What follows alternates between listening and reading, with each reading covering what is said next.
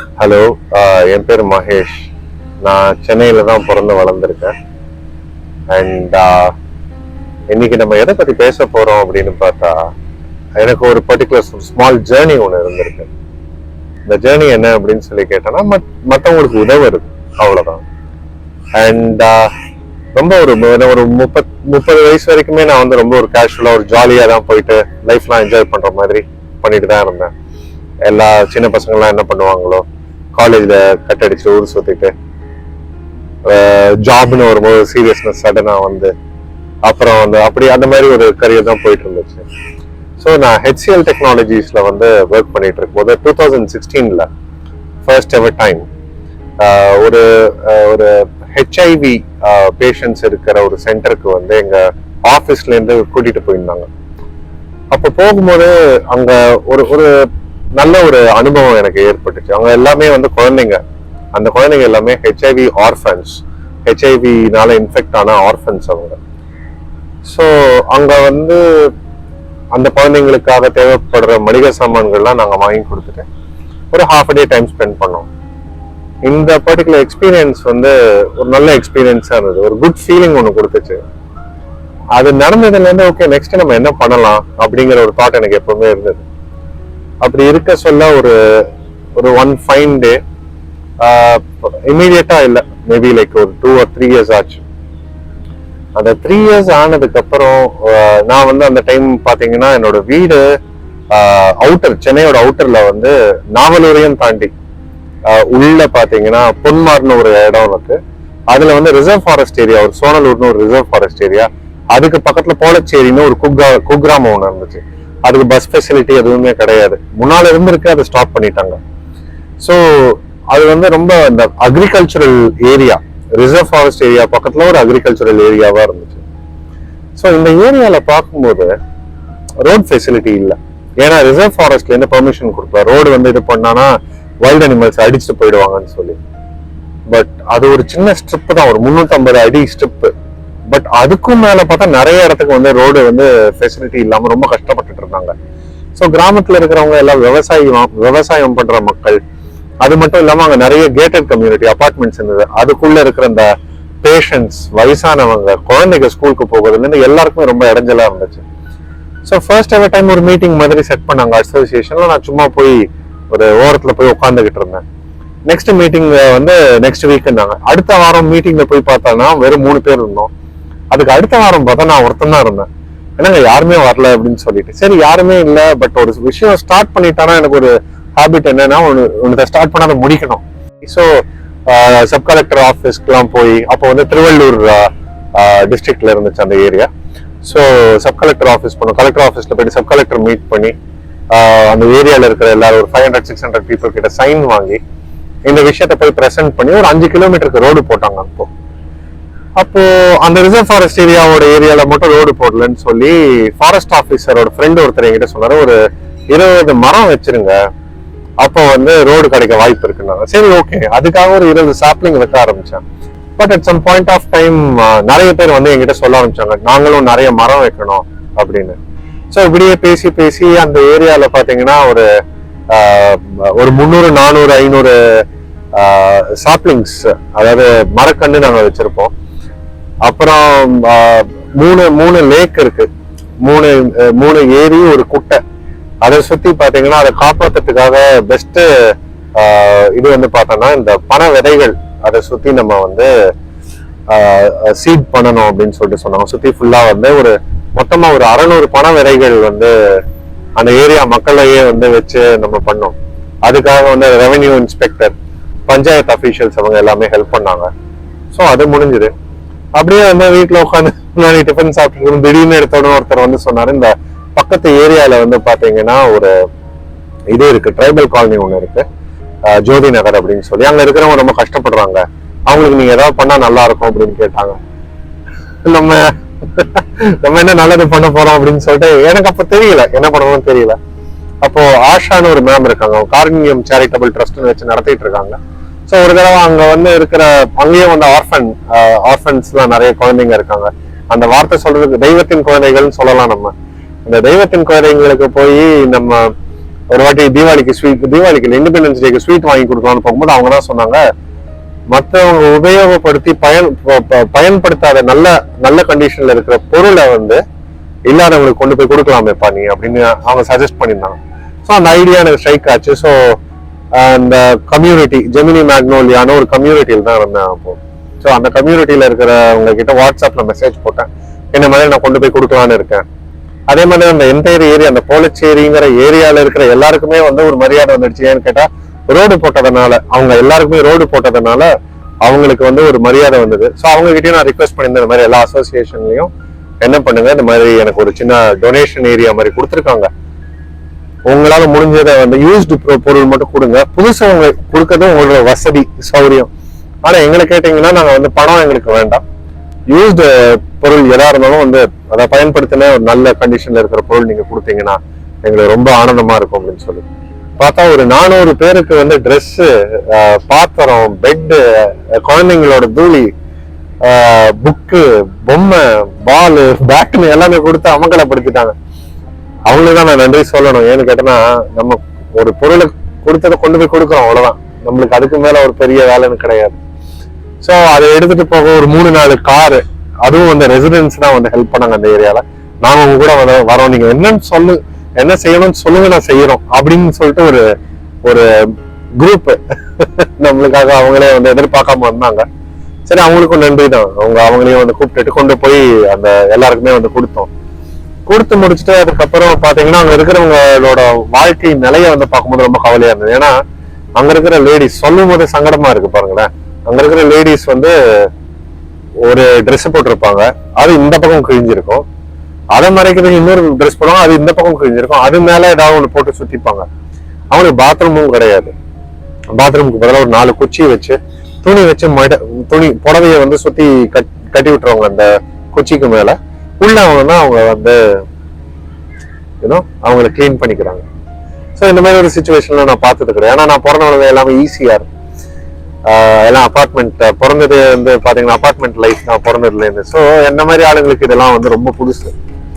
So இமீடியட்டா wanted ஏதாவது ஒன்று பண்ணணும் இவங்களுக்கு அப்படின்னு சொல்லிட்டு முதல்ல அங்க ஒரு சீஃப் இருப்பார், தலைவர் இருப்பார்ல, அவர்கிட்ட போய் கேட்டேன், இந்த மாதிரி பேங்க் அக்கௌண்ட் இருக்கா, என்ன இவங்களுக்கு வாழ்வாதாரத்துக்கு என்ன பண்றாங்க அப்படின்னு சொல்லி கேட்கும். சார் எதுவுமே இல்லை சார், முதல்ல எங்களுக்கு ஒரு டேங்க் ஒன்று வேணும் சார், ட்ரிங்கிங் வாட்டர் வந்து ஃபெச் பண்றதுக்காக ஒரு சின்டெக்ஸ் டேங்க்னு சொல்லிட்டு சொன்னாங்க. சின்டெக்ஸ் டேங்க்னா ரொம்ப எக்ஸ்பென்சிவா இருக்கும்னு சொல்லி ஒன்ஸ் அகைன் சும்மா ஒரு மெசேஜ் போட்டேன், ஃப்ரெண்ட்ஸ் எல்லாருமே சேர்ந்து வாங்க நம்ம எல்லாருமே சேர்ந்து ஒரு டேங்க் வாங்கி கொடுக்கலாம்னு சொல்லி we went for ஒரு நல்ல பட்ஜெட் கம்மியான ஒரு டேங்க், ஆனா நல்லா பெருசா இருக்குது. அதை வந்து செட் பண்ணி கொடுத்தோம். அதுக்கும் நிறைய சவால்கள், சேலஞ்சஸ்லாம் இருக்கதான் செஞ்சது. எடுத்தோன்னா பர்மிஷன்லாம் கொடுக்க மாட்டாங்கல்ல. ஸோ அதை வந்து ஓவர் கம் பண்ணி அதுக்கப்புறம் அந்த டேங்க் வந்து செட் பண்ணி கொடுத்து அங்க இருக்கிற மக்களுக்கு ரொம்ப சந்தோஷம். ஏன்னா அங்க பிரெக்னென்ட் லேடிஸ்லாம் ஒரு 2 கிலோமீட்டர் தூரம் நடந்து போய் தான் தண்ணி பிடிச்சிட்டு வந்துட்டு இருந்தாங்க. இப்ப அவங்களோட ஏரியாலேயே அவங்க இருக்கிற அந்த குடியிருப்புலயே வந்து தண்ணி இருக்குங்கும் போது அவங்களுக்கு சந்தோஷம் தாங்கல. இந்த போனாலே இப்ப கூட வந்து அவங்களுக்கு அவ்வளவு இதுவா இருக்கும் நம்ம போய் நின்னோம்னால. சோ அந்த ஒரு ஆக்டிவிட்டி போச்சு. அப்புறம் அடுத்த தீபாவளி வரும்போது இன்னும் நிறைய துணிமணி நிறைய வந்தது. அப்புறம் அந்த குழந்தைங்க எல்லாருக்கிட்டையும் நாங்க சொல்லிட்டோம், அவங்க வாழற குழந்தைங்க கிட்ட ட்ரெஸ் இல்லாம அவங்க யாரையுமே பார்க்க கூடாது அப்படின்னு சொல்லிட்டு அதுல இருந்து எல்லா குழந்தைங்களும் ட்ரெஸ் போட ஆரம்பிச்சாங்க. ஏன்னா நாங்க ஃபர்ஸ்ட் டைம் போகும்போது குழந்தைங்க ட்ரெஸ்ஸே இல்லை, எல்லாம் வந்து ட்ரெஸ்ஸே இல்லாம தான் சுத்திட்டு இருந்துச்சு. ஸோ எல்லாருக்கும் ட்ரெஸ். அப்புறம் வந்து அவங்களுக்கு செருப்பு வாங்கி கொடுக்கறதுக்கு ஒரு ஆப்பர்ச்சுனிட்டி கிடைச்சது. ஹோல்சேல் பிரைஸ்ல வந்து கேளம்பாக்கத்துல இருந்து ஒரு மார்ஸ் ஃபுட்வேர் அப்படின்னு சொல்லிட்டு ஒரு கம்பெனி ஸோ கூப்பிட்டு இந்த மாதிரி எல்லா குழந்தைங்களுக்கும் அளவு எடுத்துட்டு போய் எல்லாருக்கும் செருப்பு ஸோ அது இது பண்ணி கொடுத்தோம். அப்புறம் மழை பெய்யற டைம்ல அவங்க குடிசா எல்லாத்துக்கும் வந்து இந்த தார்பாயின்னு சொல்லுவாங்க, தார்பாலின் ஷீட், ஆக்சுவலி அந்த தார்பாய் வந்து செட் பண்ணி கொடுத்ததுனால அவங்களோட பெரிய புயல் வரும்போது கூட குடிசைகளுக்கு பிரச்சனை இல்லாம இருந்துச்சு. இதை கேட்ட பக்கத்துலயே இன்னொரு ஒரு ஏரியா பனங்காட்டு குப்பம், பனங்காட்டு பாக்கம் அப்படின்னு சொல்லிட்டு ஒரு ஏரியா, அங்க என்ன ஒரு ரிக்வெஸ்ட் வந்துச்சு, எங்களுக்கு நாங்களும் கஷ்டப்படுறோம். இம்மீடியட்டா வந்து ஒரு டீம் மாதிரி ஃபார்ம் பண்ணி அவங்களுக்கு என்னெல்லாம் வேணும்னு பார்த்து நம்மளுக்கு டொனேஷன் அந்த பாக்ஸ்ல வந்து நிறைய சேர்ந்துச்சு. அதை எடுத்துட்டு போய் டெலிவர் பண்ணோம். டெலிவர் பண்ண எல்லாமே அவங்களுக்கு தேவையான ஐட்டம். அவங்களுக்கு தார்பாய் ஷீட் வந்து அரேஞ்ச் பண்ணி கொடுத்தோம். அதனால வந்து அவங்களும் ரொம்ப பெனிஃபிட் ஆனாங்க. அப்படியே உட்காந்துக்கிட்டு இருந்தோம். அப்போ வந்து பார்க்கும்போது அந்த ட்ரைபல் காலனிஸ்ல இருக்கிற பொண்ணுங்க எல்லாமே ஒரு டீனேஜ் அந்த மாதிரி இருக்குல்லையே, கல்யாணம் ஆயிடுது. So what we thought was இந்த female education is going to be play a big role அப்படின்னு புரிஞ்சுது. அதுல இருந்து இந்த படிக்கிறதுக்கு கஷ்டப்படுற டீனேஜ் கேர்ள்ஸ் எஸ்பெஷலி அவங்க வந்து யாருக்காவது வந்து உதவின்னு தேவைப்பட்ட உடனே வந்து படிப்புக்கான செலவு வந்து கிரவுட் ஃபண்டிங் பண்ணி ஹெல்ப் பண்ண ஆரம்பிச்சோம். அதுல வந்து நிறைய பெண்கள் எஸ்பெஷலி சொல்லணும் அப்படின்னு பாத்தீங்கன்னா நம்ம டவுன் சவுத் தமிழ்நாடு டவுன் சவுத்ல காவியான ஒரு பொண்ணு 12ஆம் கிளாஸ் படிச்சு முடிச்சிருந்தா. அவங்க அப்பா அம்மா வந்து பாத்தீங்கன்னா இந்த கிராமத்திலேயே வந்து பழங்கள் வளர்க்குறவங்க. அவங்க பழங்களை வளர்ப்பாங்க, ஹைவேல போய் சேல்ஸ் பண்ணிட்டு வருவாங்க. அவங்களுக்கு என்ன பெருசா பணம்லாம் கிடைக்காதுல்ல. ஸோ அப்படி இருக்கிற டைம்ல வந்து பார்த்தா அவ 12th முடிச்சுட்டு என்ன படிக்க வைக்கிறதுக்கு பணம் இல்லை, பேசாம இந்த ஜுவல்லரி ஷாப்ல சேர்த்து விட்டுறலாம். அங்கெல்லாம் போனா 12 மணி நேரம் நிக்கணும், நீங்க 12 மணி நேரம் நான் ஸ்டாப்பா நிக்கணும். அது ஒண்ணு. ரெண்டாவது, ஒரு ஸ்டேஜுக்கு மேல கடைக்கு வரவங்க யாராவது அவங்களோட சொந்தக்காரங்களே பார்த்தோம்னா கல்யாணம் பண்ணிடுவாங்க. அவங்களுக்கு வந்து இந்த அவங்களோட லைஃப்ல சேலஞ்சஸ் எப்படி ஃபேஸ் பண்ணணும்னே தெரியாது. ஒருத்தவங்க அவங்களை போட்டு அடிச்சாங்கன்னா அதை எப்படி ஹேண்டில் பண்ணணும்னு தெரியாது. இவங்க எல்லாம் வந்து அந்த 12ஆம் கிளாஸ் 10ஆம் கிளாஸ்ல டிராப் அவுட் ஆகுறாங்க. ஒரு பெரிய அளவுல பாத்தீங்கன்னா ஒரு அவேர்னஸ் இல்லாம வந்தாங்க. ஸோ அவங்களுக்கு வந்து நாங்க வந்து சொன்னோம், இந்த மாதிரி நாங்க படிக்க வைக்கிறோம், நர்சிங் படிக்க வச்சோம். ஜெகநாதன் சொல்லிட்டு என்னோட ஃப்ரெண்டு யூஎஸ்ல இருந்து இம்மீடியட்டா ஒரு அமௌண்ட் அனுப்பிச்சாரு. டக்குன்னு அன்னைக்கு சேம் டேவே போய் அட்மிட் பண்ணோம். அவன் வந்து இப்போ படிச்சு முடிச்சுட்டு இப்போ பிஎஸ்ஜி காலேஜ்ல வந்து ஸ்டாஃப் நர்ஸா ஒர்க் பண்ணிட்டு இருக்கா. ஸ்போக்கன் இங்கிலீஷ்ல இருந்து எல்லாம் பயங்கரம். இப்ப நம்ம போய் கேட்டா நம்மளுக்கு சொல்லி கொடுப்பாங்க அவங்க. ரைட். இது வந்து one of the cover story தான். இத மாதிரி நிறைய விஷயங்கள் நடந்துகிட்டே இருக்கு. Day in and day out. திடீர்னு ஒரு டாக்டர் வந்தாங்க. அவங்க வந்து சொன்னாங்க, இந்த மாதிரி நான் இந்த ஹாஸ்பிட்டல்ல இருக்கேன், சத்யசாய் ஹாஸ்பிட்டல்ல இருக்கேன், நாங்க வந்து பிளட் டொனேஷன் கேம்ப் பண்ணலாம்னு இருக்கோம், நீங்க அதை பத்தி என்ன நினைக்கிறீங்கன்னா தாராளமா பண்ணலாம் அப்படின்னு சொல்லிட்டு பிளட் டொனேஷன் கேம்ப் ஒன்று ஆர்கனைஸ் பண்ணோம். It was a big success, ரொம்ப பெரிய சக்சஸ் அது. ஸோ அது நல்லபடியா முடிஞ்சுது. அப்புறம் பாத்தீங்கன்னா அப்பதான் சொன்னாங்க 3 மாசத்துக்கு ஒரு தடவை ரத்தம் கொடுக்கலாமே அப்படின்னு. அது தெரிஞ்சதுக்கு அப்புறம் வந்து நாங்க வந்து ரெகுலரா வந்து பர்சனல் லெவல்ல நான் பண்றேன் பிளட் டொனேஷன். அதை பார்த்து நிறைய பேர் வந்து இப்போ அவங்களும் பண்ண ஆரம்பிச்சுட்டாங்க. ஸ்ரீலங்கால இருந்து ஆஞ்சலினா கால்னு ஒரு லேடி, அவங்க வந்து டயபெட்டிக்னால பண்ண முடியலனாலும் அவங்க சொந்தக்காரங்களெல்லாம் கூட்டிட்டு போயிட்டு பண்ணி அது வந்து அவங்க அந்த போஸ்ட் எல்லாம் போடுவாங்க. ஃபர்ஸ்ட் டைம் நாங்க வந்து கிராஸ் கண்ட்ரி பீஸ் வந்து இம்ப்ரூவ் பண்ணணும்னு சொல்லிட்டு ஒரு வாட்டி பாகிஸ்தான்ல இருந்து ஷிராஸ் மாலிக்னு ஒருத்தரும் நானும் ஒரே நேரத்துல வந்து பிளட் டொனேஷன் பண்ணி அதை வந்து போட்டோம். இனி வரைக்கும் அவங்கலாம் வந்து ரொம்ப சின்ன வயசுலயே சாதனையாளர்கள், காலேஜ் படிக்கிற பசங்க. அவங்கலாம் சயீத் அன்வர் கான் பாகிஸ்தான்ல ஒருத்தர், ஷிராஸ் மாலிக்னு ஒருத்தர், அது மாதிரி சஜத் சயீத், அவங்கலாம் வந்து ஒரு நல்ல உறவுகள் பாகிஸ்தான் பிளட் டொனேஷன் மூலியமா. ஸோ இப்படியே போயிட்டு இருக்கும்போது நெக்ஸ்ட் லெவல்ல வந்து பாத்தீங்கன்னா நிறைய பேருக்கு ட்ரீட்மெண்ட் அந்த மாதிரி எல்லாம் ரிக்வெஸ்ட் வந்துச்சு. அப்போ என்னோட ஃப்ரெண்ட் ஒருத்தர் ஜோதி ரத்னம் அப்படின்னு ஒருத்தர் இருக்கார். அவர் தான் வந்து பாத்தீங்கன்னா இது எல்லாத்தையும் நீ வந்து நீயே பண்ணிட்டு இருக்கீங்க, ஏன் ஃபேஸ்புக்ல எதுலையும் போட மாட்டேங்குது. அப்ப நான் சொன்னேன், இதை அதுல போட்டானா ஏதோ நம்மள அந்த மாதிரி மார்க்கெட் பண்ணிக்கிற மாதிரி ஆகுமேன்னு நினைச்சேன். சொன்னேன். அப்ப வந்து சொன்னாரு, இதனால நீ ஏதாவது ஆதாயம் தேடுறியா அப்படின்னு கேட்டேன். இல்ல, ஆதாயம் கிடையாது. அப்படி இருக்கிற பட்சத்துல நீ ஒண்ணு பண்ணு, நீ போடு, இதை பார்த்து ஒரு 4 பேர் நல்லது பண்ணுவாங்க, உன்னோட சேருவாங்களே அப்படின்னு. சரி பண்ணலாமே அப்படின்னு சொல்லிட்டு அவர் சொன்னதுபடி கேட்டு நானும் போட ஆரம்பிச்சேன். அதை பார்த்துட்டு நிறைய பேர் வந்து பாத்தீங்கன்னா அறிமுகமானவங்களோட அறிமுகம் ஆகாதவங்க நிறைய பேர் வந்து பண்ண ஆரம்பிச்சாங்க. அப்படி வந்து பார்க்கும்போது முதல் one of the biggest strength for me அப்படின்னு சொல்லி கேட்டேன்னா என்னோட ஃப்ரெண்ட் பிரவீன் குமார் அப்படின்னு சொல்லி நான் சொன்னேன். அந்த ஜெமினி மேக்னோலியா கம்யூனிட்டியில அவரு தான் வந்து இந்த ட்ரீ பிளான்டேஷனை பெரிய அளவுல வந்து எனக்கு வந்து கூட வந்து நின்னாரு. நான் வந்து முக்காவாசி பாத்தீங்கன்னா சனி ஞாயிறு வந்து போய் ஸ்டார்ட் பண்ணலாம்னு சொல்லிட்டு போய் நிற்பேன். என் கூட வந்து பக்கபலமா முதல்ல வருவார் அவர் தான். அதே மாதிரி இந்த எஜுகேஷன் அது மட்டும் இல்லாம இந்த ட்ரீட்மெண்ட், நிறைய பேர் வந்து பணமே இல்லாம இந்த ஆதிவாசியில இருப்பாங்க, அவங்க கையில வந்து ஏதோ சர்ஜரி பண்ணணும், ஒரு ரொம்ப முடியாம இருக்கிறவங்களுக்கு அந்த ஸ்பைனல் கார்ட் பெண்டா இருக்கும், அந்த மாதிரி மக்கள், அவங்கெல்லாம் வந்து டெய்லரா இருப்பாங்க, அவங்களை நம்ம குடும்பம் வர இருக்கும். ஒரு அப்பாவா இருந்து குழந்தைய வந்து இது பண்ண முடியல, பெருசா பண்ண முடியலங்கும் போது, அந்த குழந்தை பசியில இருக்கும்போது அந்த அப்பாவால உடம்புக்கு முடியாம இருக்கும்போது அதை தவிர ஒரு பெரிய வழி கிடையாது ஒரு மனுஷனுக்கு. ஸோ அந்த மாதிரி இருக்கிற ஆளுங்க ட்ரீட்மெண்ட் சார்ஜையும் பார்த்து ஏதாவது பண்ண முடியுமான முடிஞ்ச ஏதாவது சாமான், மளிகை சாமான் மாதிரி வாங்கி கொடுக்குறது, அந்த மாதிரி பண்ண ஆரம்பிச்சோம். அதுல வந்து சக்தின்னு சொல்லிட்டு ஒரு ஃப்ரெண்ட் ஒருத்தர் இருக்கார். அவர் வந்து என் கூட இதுக்கு முன்னால வேலை செஞ்சார். அவரும் வந்து இந்த மாதிரி ஒரு ரெக்குவயர்மெண்ட் இருக்கு அப்படின்னு சொல்லி டக்குன்னு எல்லாருக்கிட்டையும் கொஞ்சம் ஃபண்ட் கலெக்ட் பண்ணி ஹெல்ப் பண்ணுவாரு. ஸோ அதே மாதிரி திவாகர்னு ஒருத்தர் இருக்காரு. திவாகர் வந்து எப்படி அப்படின்னு சொல்லி கேட்டோம்னா, என்னால வந்து இந்த லோக்கல்ல டக்குன்னு போய் இறங்க முடியாது. என்ன அப்படின்னு சொல்லி கேட்டோம்னா, நான் இந்த ட்ரைபல் ரீஜன் எல்லாமே நான் சொல்லியிருக்கேன். நம்ம பாடி லாங்குவேஜ், நம்ம பேசுற விதம் அதெல்லாம் பார்த்தா நான் ஒரு மாதிரி பேசுவேன், அவங்க ஒரு மாதிரி பேசுவாங்க. ஸோ மேஜரா பார்த்தா எனக்கு வந்து அந்த கம்யூனிகேஷன் கேப், ஒரு கல்ச்சர் கேப் ஒன்று இருக்கும். இப்போ திவாகர் மாதிரி ஆளுங்கெல்லாம் ஒரு அவங்களாம் மண்ணின் மைந்தர்கள், கரெக்டா? இப்போ மண்ணின் மைந்தர்களால எப்படின்னு கேட்டோம்னா மக்கள் பேசுறது டக்குன்னு புரிஞ்சுக்க முடியும், நம்ம கிட்ட கொண்டு வந்து பேச முடியும். இப்போ அவங்க வந்து ரொம்ப நன்றிங்க அப்படின்னு சொல்லிட்டு சொன்னாங்கன்னா, நன்றியா பரவாயில்ல அதனால என்ன அப்படின்னு சொல்லிட்டு நான் போயிடுவேன். ஆனா அவன் நன்றின்னு சொன்னா வேற நீங்க எதிர்பார்க்கறாங்கிறது இவர்தான் எனக்கு வந்து சொல்லுவார். கரெக்டுங்க. ஸோ திவாகர் வந்து சொல்றாரு, சார் இல்ல சார் அவங்க வேற என்னமோ எதிர்பார்க்க. நான் வந்து வெளில கிளம்பி போயிடுவேன். அப்புறம் போயிட்டு திருப்பியும் வந்து வெளியில இருந்து உள்ள வந்து வேற ஏதாவது வேணும்னா சொல்லுங்க அப்படின்னு கேட்டேன். உடனே ஆமாங்க சார் இந்த மாதிரி பாத்தீங்கன்னா இந்த மாசம் வந்து மளிகை சாமான் வாங்க இல்லாம இருக்கும் அப்படின்னு சொல்லுவாங்க. உடனே வந்து பார்த்தா பிரமோதன் சொல்லிட்டு என் ஃப்ரெண்டு, அவரு பெரிய பிசினஸ் மேன், உனக்கு என்னடா வேணும் அப்படின்னு, பணம் எவ்வளவு வேணுங்க. நான் சொல்லுவேன் பணம்லாம் வேண்டாம், வாங்கி கொடுக்க முடிஞ்சா நீ கொடு, ஏன்னா பணம்னு எல்லாமே வந்தான பெரிய ப்ராப்ளம் ஆயிடும்னு சொன்னோன்னா அவர் வந்து சொல்லுவாரு, சரி என்ன வேணும்னு சொல்லு அப்படின்னு பாரு. இல்ல ஒரு 100 கிலோ அரிசி மட்டும் வேணும். சரி எப்படி வேணும் உனக்கு, அரிசி பெரிய பெரிய மூட்டையா வேணுமா என்னன்னு கேட்டாரு. இல்ல ஒரு கிலோவா நீ வந்து பிரிச்சு பேக் பண்ணி கொடுத்தா நல்லா இருக்கும். உடனே அதுக்கு வந்து பேக் பண்ணி டக்குன்னு கொண்டு வந்து கொடுப்பாரு. அதை எடுத்துட்டு போய் நம்ம டிஸ்ட்ரிபியூட் பண்ணுவோம். அப்போ வந்து நம்ம ஃப்ரெண்டு பிரவீன் தான் சொல்லுவாரு, இந்த மாதிரி சரி நம்ம கொடுக்கறது வந்து நம்ம தான் கொடுக்குறோங்கிறதுக்கான ஆதாரம் ஒன்னே என்னன்னு கேட்டா போட்டோ தான். ஸோ நீ கொடுக்கறதா போட்டோ எடுத்துட்டு மறக்காம, வாங்குறவங்களோட ஃபேஸ் வந்து மறைக்கிறதா மறைச்சிடலாம், அது ஒண்ணு. ரெண்டாவது எப்பவுமே பில்லு கரெக்டா வந்து இந்த அமௌண்ட்டுக்கு இந்த இது பில்லு வாங்கியிருக்கோம் இந்தாங்க வச்சுக்கோங்க, அதை வந்து கரெக்டா ப்ரொவைட் பண்ணு. மூணாவது விஷயம் என்ன அப்படின்னு கேட்டா, அங்க போயிட்டு வர செலவு, இந்த செலவு வந்து எப்பவுமே வந்து ரொம்ப நிறைய வந்து வேற ஒருத்தர்கிட்ட எதிர்பார்க்க வேணாம், நம்மளே பாத்துக்கலாம் அப்படின்னு சொல்லிட்டு இந்த மாதிரி நிறைய அட்வைஸ் பண்ணுவாரு பிரவீன். ஸோ இந்த மாதிரி பாத்தீங்கன்னா கிரீன் அண்ட் கிளீன் போலச்சேரின்னு சொல்லிட்டு ஒரு வாட்ஸ்அப் குரூப் ஃபார்ம் பண்ணி, அந்த குரூப் மூலியமா இப்ப வரைக்கும் இந்த மரம் நடுற ஆக்டிவிட்டிஸ் வந்து அந்த போலச்சேரியில இனி வரைக்கும் போயிட்டு இருக்கு. அதே மாதிரி வந்து இப்போ கொடலூர்ல பாத்தீங்கன்னா திடீர்னு ஒருத்தரோட ஃபேமிலியில அவருக்கு கிட்னி ஃபெயிலியர் ஆயிடுச்சு, சாப்பாட்டுக்கு வழி இல்லாம இருந்தாங்க. அது வந்து பாத்தீங்கன்னா என்னோட சொந்த தாய் மாமா வந்து அன்னைக்கு இறந்து போயிருந்தாரு.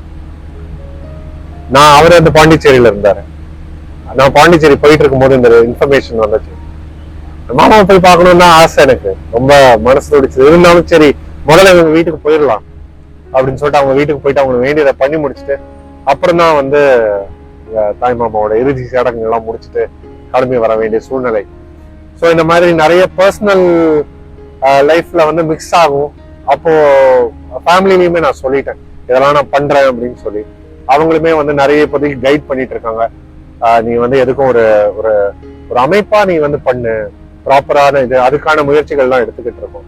ஸோ ரீசெண்டா பாத்தீங்கன்னா நேத்திக்கு வந்து சந்தோஷ்னு ஒரு பையன் கேன்சர் பேஷண்ட், அவனுக்கு வந்து நல்லா படிக்கிற பையன், ரொம்ப நல்லா படிக்கிற பையன். இந்த காலத்துல வந்து அப்பா அம்மா பேச்சு கேட்காம பெத்தப்பாவே அடிக்க போகிற பசங்களா இருக்கிற டைம்ல அப்பா அம்மா பேச்சையும் கேட்டு நல்லா படிக்கிற பையனுக்கு கேன்சர் வந்துடுச்சுன்னு மனசுல ரொம்ப சங்கடம். அப்போ வந்து அவனுக்கு வந்து ஃபண்டிங் தேவைப்பட்டுச்சு. ஸோ அதை வந்து ஒரு ஹெல்ப் பண்ணி நேற்றுக்கு தான் முடிச்சோம். அது முடிச்சுட்டு என்னடா இது இந்த பையன் வந்து இப்படி ஆக போறானேங்கும் போது அந்த ஹாஸ்பிட்டல்ல இருக்கிற டாக்டரை வந்து அட்வைஸ் பண்ணாரு, கவலைப்படாதீங்க நாங்க பாத்துக்கிறோம் அப்படின்னு. ஸோ எண்ட் ஆஃப் டே என்ன ஆகுது அப்படின்னு சொல்லி பார்த்தோன்னா, இது வந்து ஒரு அடிக்ஷன் மாதிரி ஆயிடுச்சு எங்களுக்கு.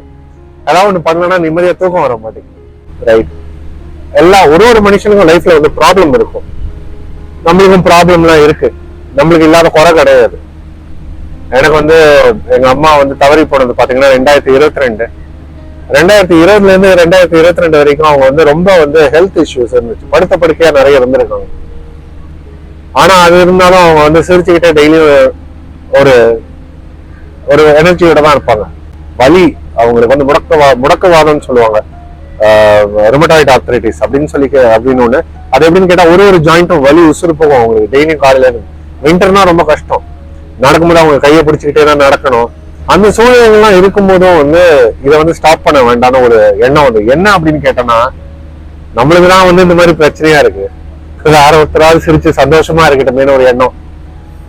அப்படி வரும்போது அதுல வந்து சரி அப்போ பார்க்கும்போது நம்மளாவது பரவாயில்ல, அட்லீஸ்ட் சொல்லிக்கிற அளவுக்காவது இருக்கும். சாப்பாடுக்கு கூட வழி இல்லாம ஒருத்தவங்க இருக்காங்க. ஸ்ரீலங்கால வந்து எக்கனாமிக் மெல்டவுன் வரும்போது அப்படிதான் ஆச்சு. அந்த தேதியில பார்க்கும்போது எனக்கு வந்து ஒரு பெரிய டிசாட்டிஸ்பாக்சன் லைஃப்ல. என்னடா வாழ்க்கை அப்படிங்கிற மாதிரி ரொம்ப வெளில சொல்லிக்க முடியாத பிரச்சனை எனக்கு இருந்துச்சு. அப்ப பார்க்கும்போது அந்த எக்கனாமிக் மெல்டவுன்ல ஸ்ரீலங்கால வந்து பாத்தீங்கன்னா என்னோட ஸ்கூல் மேட்டோட ரிலேட்டிவ் இருந்தார், பரணிதரன் அப்படின்னு சொல்லி. அவர் வந்து வாட்ஸ்அப்ல மெசேஜ் பண்ணி, அண்ணா இந்த மாதிரி பிரச்சனை பெருசா போயிட்டு இருக்கு, எனக்கு தெரிஞ்ச ஒரு 5 தமிழ் குடும்பம் இருக்காங்க, ரொம்ப நிலைமை மோசமா இருக்கு, பட்னியா இருக்காங்க 2 நாள் ஆச்சு அப்படின்னு சொல்லிட்டு. உடனே சரிப்பா எப்படி என்ன பண்ணலாம் அப்படின்னு சொல்லிட்டு அவங்களுக்கு வந்து என்ன தேவையோ இந்த பாரு நான் உனக்கு வந்து தேவைப்படுற ஃபண்டிங் வந்து தெரிஞ்சவங்க மூலியமா நான் அரேஞ்ச் பண்ணிடுறேன், என்னால டைரக்டா பண்ண முடியாது, நான் பண்றேன், இது எனக்கு இல்ல வசதி, பட் தெரிஞ்சவங்க மூலியமான்னு சொல்லிட்டு இந்த ஸ்கூல் மேட் ஒருத்தவங்க கிட்ட கேட்டேன். அவங்க வந்து ஃபண்டிங் அரேஞ்ச் பண்ணி 5 குடும்பத்துக்கு அந்த தேதியில போயிட்டு தேவைப்படுற எல்லா மளிகை சாமானும் அவர் வாங்கி கொடுத்தாரு. பரணிதரன்கிறவர், ரேவதிங்கிறவங்க என்னோட ஃப்ரெண்டு. அந்த 5 குடும்பமும் வந்து வாசல்ல மளிகை சாமான் வரத பார்த்த உடனே வந்து அந்த குடும்ப பெண்கள் வந்து ஐயோ கடவுளே என்ன ரொம்ப காப்பாத்திக்கலையே அப்படி முடங்கி போய் அழுதுருக்காங்க. அந்த இன்ஃபர்மேஷன் எனக்கு வரும்போது இது வந்து ரொம்ப பெரிய வலி. கரெக்டா அந்த வழியை பார்க்கும்போது நம்ம வலி கொஞ்சம் மறந்து போயிடும். நான் வந்து ஒரு சேலஞ்ச் மாதிரி பண்றேன் யங்ஸ்டர்ஸ்க்கு, நீங்க எல்லாருமே சேர்ந்து வேற ஒருத்தவங்களுக்கு நல்லது பண்ணிட்டு அவங்க உங்களை பார்த்து நன்றி ஐயா ரொம்ப நன்றியான்னு சொல்லிட்டு மனசால சொல்லும் போது கிடைக்கிற போதை ஆனந்தம் இருக்கும் பாத்தியா, அது நீங்க இன்னைக்கு பண்றீங்களே, ட்ரிங்க்ஸ் பண்றீங்க, சிகரெட் ஸ்மோக் பண்றீங்க, கஞ்சா என்னென்னலாமோ பண்றீங்க, இதுல கிடைக்கிற சந்தோஷம் நீங்க அந்த ரிக்ரியேஷனல் சிந்தட்டிக் ட்ரக்ஸ் மூலியமா எதுவுமே கிடைக்காது. இதோட போதையை நீங்க அனுபவிச்சு பாருங்க, சந்தோஷம் வேற ஒருத்தருக்கு நல்லது பண்றேன்னு அதோட சந்தோஷம் வேற எதுவுமே கிடையாது. என்னோட நண்பர்களுக்கும் சொந்தங்களுக்கும் எல்லாருக்கும் வந்து மன்னிப்பு கேட்டிருக்காங்க, ஏதாவது விட்டுட்டேன்னா உங்க எல்லாருக்கும் ஒரு பெரிய நன்றி. என்னோட மனைவிக்கும் என்னோட குழந்தைக்கும் என்னோட சொந்தங்களுக்கும் என்னோட நண்பர்களுக்கும் நான் நிறைய டைம் ஸ்பெண்ட் பண்ணாம விட்டுட்டேன். உங்க எல்லாருக்குமே மன்னிப்பு கேட்டுக்கிறேன். நீங்க எல்லாருமே புரிஞ்சுப்பீங்கன்னு நினைக்கிறேன். என்னோட வாழ்க்கை இந்த மாதிரி மாறி இருக்கு, அதனால டைம் கிடைக்க மாட்டேங்குதுங்க. மிக்க நன்றி நன்றி நன்றி. எங்களுக்கு டோனர்ஸ் நிறைய பேர் நிறைய டொனேஷன் பண்ணிருக்கீங்க, உங்க எல்லாருக்குமே நன்றி. எனக்கு வந்து நிறைய கவர்மெண்ட் அபிஷியல்ஸ் ஹெல்ப் பண்ணிருக்கீங்க, அவங்களுக்கும் நன்றி. அதே நேரத்துல வந்து நிறைய பேர் வந்து நான் கேட்காமே முன் வந்து எனக்கு வந்து உதவி பண்ணிட்டு இருக்கீங்க, அவங்களுக்கும் மிக்க நன்றி. முக்கியமா வந்து யாரெல்லாம் நான் உதவி பண்ணும்போது வாங்கிக்கிறீங்களோ, முதல்ல நீங்க வாங்கினாதான் நான் செய்யவே முடியும் இல்லையா. அந்த வாங்குற அந்த கைகள் இருக்கு, கரங்கள் இருக்கு பாத்தீங்களா, கரங்கள் வந்து எனக்கு வந்து எடுத்து கை கும்பிடுறீங்க, ஆனா நான் தான் உங்களுக்கு கை கும்பிடுறேன். ஒரு காலில் விழுந்து நான் வந்து நன்றி சொல்லிக்கிறேன். ஏன்னா நீங்க இல்லைன்னா நான் கிடையாது இன்னைக்கு.